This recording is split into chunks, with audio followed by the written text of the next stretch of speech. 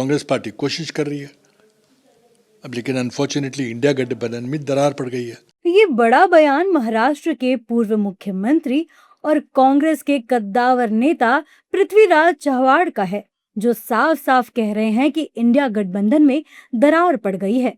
पृथ्वीराज चव्हाण से पहले ये बातें और दावे बीजेपी के कई नेता करते रहे हैं, लेकिन अब पृथ्वीराज चव्हाण के बयान ने बीजेपी के दावों को मजबूत कर दिया है।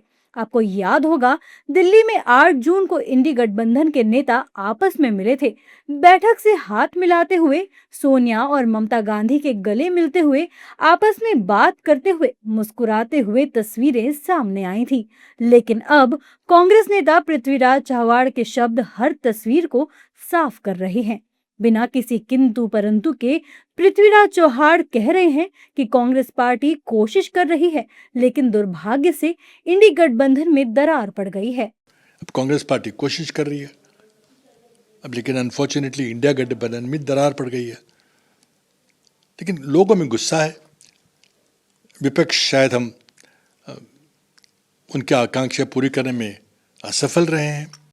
पृथ्वीराज चव्हाण के बयान से सियासत में भूचाल आ गया है। वहीं बीजेपी के पूर्व सांसद बृजभूषण शरण सिंह का कहना है कि जब तक इंडी गठबंधन में राहुल गांधी हैं, तब तक बीजेपी को और कोई जरूरत नहीं। जब तक राहुल गांधी नेता रहेंगे, तब तक भारतीय जनता पार्टी को कोई परेशानी आने वाली नहीं है। अगले लोकसभा चुनाव में एनडीए को सत्ता से बेदखल करने की हुंकार भरने वाले इंडी गठबंधन की पोल बीजेपी नहीं, बल्कि कांग्रेस के नेता ही खोल रहे हैं।